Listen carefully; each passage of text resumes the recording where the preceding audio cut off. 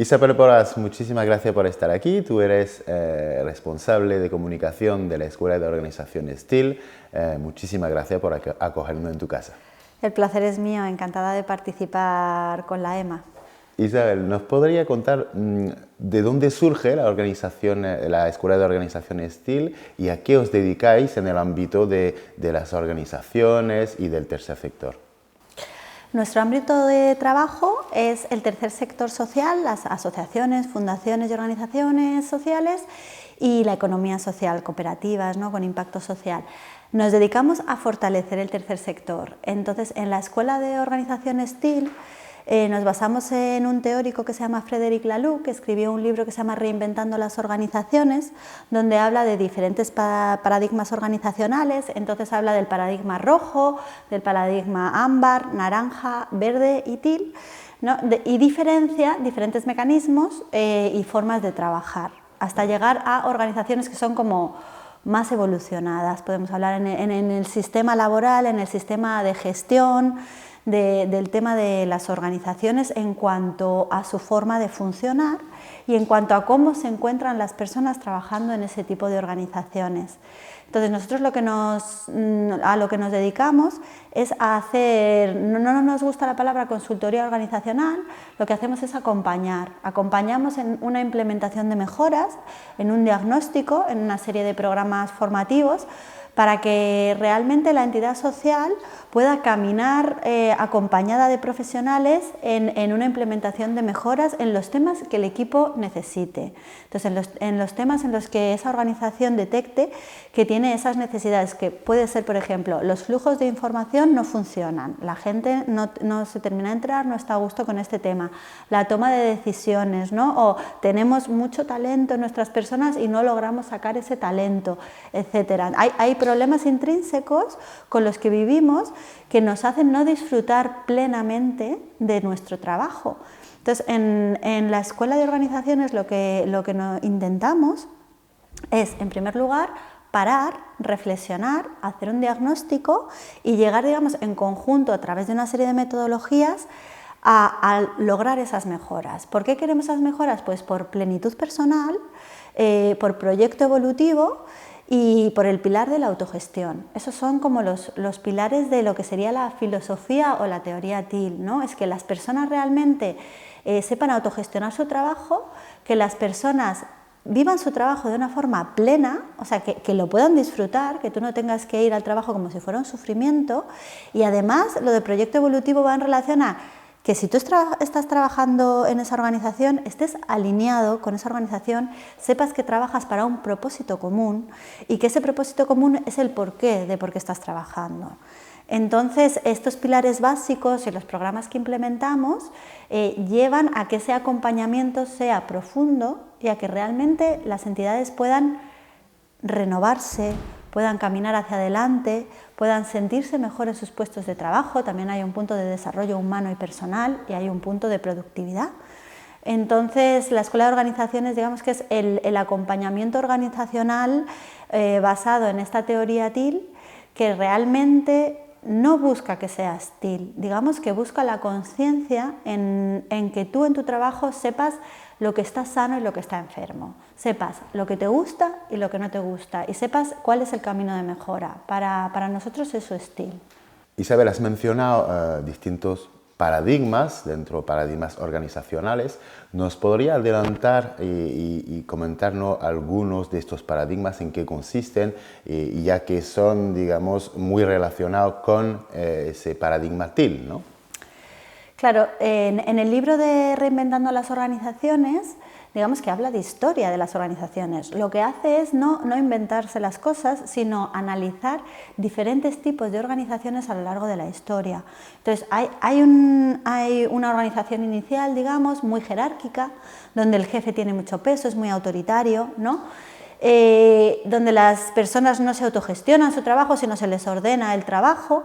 Eso sería un poco una estructura roja, ¿no? Entonces va evolucionando al ámbar, al naranja, al verde, al teal, ¿no? Cuando nos metemos en el ámbar, en el naranja, para hacernos una idea, es una organización muy enfocada, ¿no?, en objetivo, muy enfocada en el resultado, ¿no?, en la competitividad, en el ser el mejor. Entonces se puede olvidar ese camino, se puede olvidar a las personas que están ahí si se alinean con el proyecto, ¿no?, porque solo importa tanto ese objetivo que se quedan cosas por el camino, como que todos los paradigmas tienen algo que puede ser muy beneficioso y pueden tener cosas menos beneficiosas a la hora de trabajar. Cuando nos metemos en el paradigma verde, es un paradigma que ya ha evolucionado del anterior. Entonces evoluciona en el sentido de que la toma de decisiones está más repartida, ¿no?, hay más asociación, consejo rector. Entonces nos imaginamos una fundación o una asociación que ha virado hacia el verde, pero quizá luego la toma de decisiones no es tan eficaz. Entonces también se puede vivir con algo de malestar en muchas situaciones, hasta llegar al paradigma teal, que digamos que el paradigma teal lo que hace Frederic Laloux es no solo inventa, sino que analiza diferentes organizaciones que realmente están funcionando de otra forma, funcionan desde otro punto de vista, porque han logrado crear sus propios mecanismos y han llegado a mecanismos con los que realmente se sienten bien. Entonces, por ejemplo, una toma de decisiones en una empresa, una organización, se puede hacer a través de un blog, a través de una petición de información, la gente contesta y dicen, ah, vale, pues entonces vamos a hacer esto. Entonces, son otro tipo de fórmulas. Entonces, ese tipo de fórmula y ese tipo de conciencia de una organización para saber qué cosas puedes implementar y qué no, qué mejoras puedes implementar o conocer el corazón de tu organización para decir, bueno, aunque esto sea de este color, nos funciona, estamos a gusto. Con lo que no estamos a gusto es con esto otro, ¿no? Entonces el paradigma teal es un paradigma más abierto, más basado en los 3 pilares de autogestión, plenitud y proyecto evolutivo. Entonces tiene más en cuenta el desarrollo humano de la persona en su plenitud en el trabajo, sin perder de vista que esté alineado con el proyecto, sin perder de vista esa autogestión, ¿no? Esa capacidad creativa que surge de ti en tu trabajo y que debido a diferentes paradigmas muchas veces se nos olvida que tenemos esa capacidad creativa, ¿no? y esperamos a que alguien nos dé el trabajo o cosas similares, ¿no? Cosas que pueden generar un malestar cuando estás trabajando. Entonces, muchas veces, si nos paramos a reflexionar, a analizar, a profundizar y realmente hacemos ese proceso de transformación personal y de mejora personal, se pueden implementar mejoras en el trabajo y se puede estar mejor, ¿no? Entonces, este tipo de acompañamiento en nuestro caso es bastante profundo, lleva varios meses, ¿no? Tenemos diferentes programas, tenemos un equipo de acompañamiento, de coach para trabajar con las personas, ¿no? Tenemos un equipo técnico. Entonces, es un acompañamiento profundo, donde lo que queremos es transformar la entidad de forma profunda o al menos acompañar a la entidad que realmente quiere transformar su entidad de forma profunda porque cree que necesita ese cambio. Ya que tenemos un poco más claro en qué consiste estos paradigmas, ¿nos podría comentar cómo se desarrolla el proceso de acompañamiento que realizáis desde la Escuela de Organización teal, por favor? Claro, nuestro proceso de acompañamiento tiene, digamos, muchos pilares en los que se apoya. Tenemos diferentes programas porque cada programa trabaja con diferentes personas dentro de la entidad, porque lo que nosotros queremos es trabajar con el equipo y con la entidad en global, porque si no trabajas, digamos, con la entidad, ¿no? se queda cojo. Entonces tenemos el programa teal Dirección para trabajar con la dirección de la organización, el programa teal Master, que es más para trabajar con el equipo y digamos como con personas más involucradas en estos temas dentro del equipo para que impliquen a los demás, o sea, con gente que está más alineada con el proyecto de mejora organizacional. Y luego tenemos otra serie de cosas como actividades autogestionadas por ellos mismos o ellas mismas. Tenemos acompañamiento personalizado con un acompañante para tratar temas más personales o profundos, ¿no? Individual. Entonces, todo esto junto hace que sea como el programa, ¿no? con la escuela. Entonces, nos apoyamos en todas las necesidades para que haya algo en conjunto que hace que ese cambio que los equipos quieren al final suceda. Para hacer todo esto es un proceso que comienza en un diagnóstico, o sea, no podemos empezar en, ala, ¿no? Hacemos aquí un acompañamiento, nos sentamos, nos cuentas qué pasa. Tenemos una metodología de trabajo que empieza por un diagnóstico, un análisis fuerte, donde se detectan muchísimos elementos de la entidad, donde se evalúan, donde se hacen encuestas, se hacen mapas de trabajo, y de esos mapas de trabajo se puede sacar un plan de trabajo, pero para nosotros lo más importante de ese plan de trabajo es que el equipo esté implicado, que ese plan de trabajo sale del equipo, ¿no? Que la gente quiere hacer ese cambio y quiere trabajar en ese proceso, y además alinearse con que realmente queremos autogestionarnos más nuestro trabajo, estar más en plenitud, ser más productivos e ir más en la dirección del proyecto de nuestra entidad social. A lo largo del acompañamiento que has mencionado, supongo que hay retos, ¿no?, a los que os enfrentáis dentro de, bueno, el proceso de acompañamiento de las organizaciones. ¿Nos podría explicar en qué consisten a lo mejor estos retos y cuáles son los que destacan más? Las organizaciones laborales, las organizaciones son personas, son grupos de personas. Entonces, los grupos de personas trabajando juntas en una organización social, en una cooperativa, cada una tiene una situación muy diferente, ¿no? Entonces, es verdad que lo que nos estamos encontrando es que ningún plan de trabajo es igual, ni ninguna entidad es igual y ninguna persona tiene las mismas necesidades, ¿no? Tenemos bloques de trabajo donde aquí estamos detectando que hay un problema con los flujos de información, por ejemplo, detectamos que la información hay en partes de la cadena, ¿no? A estas personas no les llega esto, o los departamentos no se enteran de lo que está haciendo el de al lado, los flujos no son abiertos, la gente con esto está relativamente disgustada, ¿no? Le genera malestar. Y se trabaja por ahí porque esto nos ha salido en el diagnóstico inicial, ¿no? En otro tipo de organizaciones nos podemos encontrar que la gente está muy disgustada con la toma de decisiones porque intenta en su trabajo, ¿no?, formar parte de esa toma de decisiones y se encuentra que al final no hay unos roles imperantes que en una asamblea logran imponer esto, y entonces no es del todo asambleario como pensaban. Entonces, es verdad que cada organización social, debido a nuestras características, a cómo somos las personas, creamos unas sinergias y unos roles de equipo que muchas veces son beneficiosos y otras veces pueden beneficiar, pero no estamos tan a gusto. Entonces, tomar conciencia de esto y trabajarlo, bueno, también hace que las personas se encuentren más a gusto porque se acerquen, ¿no? Se acerquen las posturas. De hecho, una de la parte en la que se inicia el tema es todo el tema de la escucha, todo el tema de saber que yo tengo una expertise y veo las cosas desde mi punto de vista, ¿no?, como mi parte como de técnico de comunicación, tú tienes otro y tú ves las cosas desde tu punto de vista. Entonces, la riqueza de saber juntar esos puntos de vista para que se comprendan y para que la gente viva su trabajo desde un punto de vista más pleno, hace que el clima laboral en la entidad mejore mucho.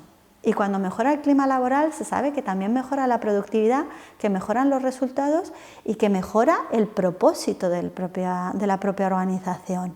Entonces, creemos que nuestra forma de trabajar tiene una visión muy humanista, muy de desarrollo personal, pero también tiene una visión dentro del tercer sector de vamos a conseguir que el proyecto por lo que se trabaja en esta organización se logre. Isabel, a lo largo de este acompañamiento que realizáis, entiendo que pueden surgir conflictos. Cada organización a lo mejor tiene que lidiar con ciertas temáticas complejas. Entonces, ¿existen algunos conflictos comunes o cada organización tiene su modo de hacer y conflictos también? ¿Cómo va esta temática? En la Escuela de Organización STIL también trabajamos con toda... O sea, tenemos muchos bloques de trabajo, depende de lo que necesite la entidad, pero puede haber una entidad que esté en una situación de crisis, de conflicto, ¿no?, y puede necesitar tomar conciencia del origen de ese conflicto y acompañar, ¿no?, en esa situación determinada. Por ejemplo, puede suceder que haya retrasos en los pagos de las nóminas, por poner un ejemplo, y que esto genere conflicto entre unos y otros, ¿no?, porque no ha habido imaginada capacidad económica para pagar a todo el mundo y se ha pagado una parte, pero la empresa o la entidad no ha informado de esto, de por qué está sucediendo, no ha implicado a las personas. Para analizar esto, hay que hacer un diagnóstico, o sea, no puedes partir de cero, sino que hay que, digamos, darle el espacio. Entonces, también se trabaja con las diferentes formas que hay de afrontar un conflicto.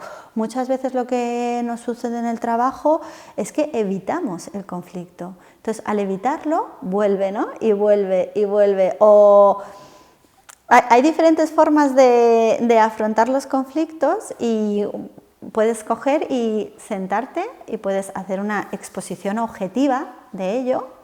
Después de hacer una exposición objetiva puedes hacer una petición, ¿no? La petición que necesite la entidad social. Luego puedes escuchar lo que te tienen que decir, ¿no? Para asumir esa parte. Entonces, muchas veces en un conflicto, en una crisis, no ha habido este proceso, no ha habido una transparencia. Entonces nos metemos en otros bloques de trabajo, es que los flujos de información no están funcionando o es que la toma de decisiones no ha funcionado inicialmente. Hay un origen de esto, ¿no? Y entonces ese origen te lleva al conflicto. Nosotros trabajamos también con comunicación no violenta, ¿no? Con metodologías y mecanismos, con practicar la escucha activa y la escucha eficiente, ¿no? Entre dos personas, que son herramientas dentro de las metodologías que te ayudan a poder afrontar los momentos de crisis o los momentos de conflicto. Yo creo que en la mayor parte de veces en que surge un conflicto o una crisis ha habido un momento anterior en que se ha evitado. Y cuando ha habido varios momentos en que se ha evitado es cuando de repente, ¿no? El conflicto llega a tal punto que dices, no sabemos como organización salir de aquí. Una vez se haya realizado el diagnóstico, entiendo que hay un proceso ya más largo. ¿Existe algún punto final en el que ya las entidades han cerrado el ciclo o es un acompañamiento que dura en el tiempo? ¿Cómo va la temporalización de este acompañamiento? Bueno, nosotras trabajamos desde una forma muy compartida con las organizaciones. Creo que ya he dicho, los cambios o reinventarse y tal surge del equipo, ¿no? Entonces, parar a reflexionar surge del equipo, hacer e implementar mejoras surge del equipo, hacer una evaluación, el equipo tiene que querer hacer una evaluación y decidir terminar un proceso de acompañamiento también forma parte de esto, ¿no? Tú tienes que decidir comenzar y tienes que decidir terminar. Nosotros lo que ponemos, digamos, es la metodología, los profesionales, el acompañamiento, pero siempre trabajando desde una visión compartida. Puedes ir a una organización social y en 3 meses haber hecho un trabajo profundo y haber implementado mejoras y tener muchísimo hecho. Y en otra organización que haya una crisis o un problema más grave y que se necesite un acompañamiento bastante más a largo plazo. Entonces está claro que todos necesitamos como tener una fecha, ¿no? Con el trabajo de, mira, comenzamos y terminamos. Entonces nosotros planteamos ediciones que acompañan, digamos, el año. Entonces planteamos una edición donde durante este año te estamos acompañando, estamos terminando la primera edición de los programas y dentro de un par de meses queremos sacar la siguiente edición, ¿no? Entonces tenemos un programa de trabajo porque lo tenemos que implementar, pero sí intentamos dejar claro que este acompañamiento no va tan marcado por esos tiempos, porque este acompañamiento va marcado por las necesidades que tenga la organización. Entonces, se puede ampliar en base a las necesidades o se puede reducir. Acabas de mencionar una segunda tenda, digamos un segundo ciclo de acompañamiento. ¿Qué entidades se pueden apuntar? ¿Cómo se pueden apuntar? Y bueno, ¿cómo es el proceso, digamos, para identificar a las entidades que pueden adherirse al proceso de acompañamiento de la Escuela de Organizaciones? Ahora mismo estamos en la primera edición y estamos trabajando con 10 entidades sociales en Andalucía. En febrero queremos empezar con la captación de entidades o con la detección, ¿no? Porque tiene que ser un trabajo compartido, ¿no? Porque cuando te metes a hacer un trabajo de este tipo, la entidad o la organización tiene que estar muy convencida de que quiere meterse en esto. Entonces es verdad que hay como un trabajo de realmente alinear si podemos trabajar. En esta ocasión tenemos 20 plazas, o sea, 20 organizaciones pueden hacer el programa. Tenemos financiación para que no le genere coste a las organizaciones sociales que quieran realizar el programa.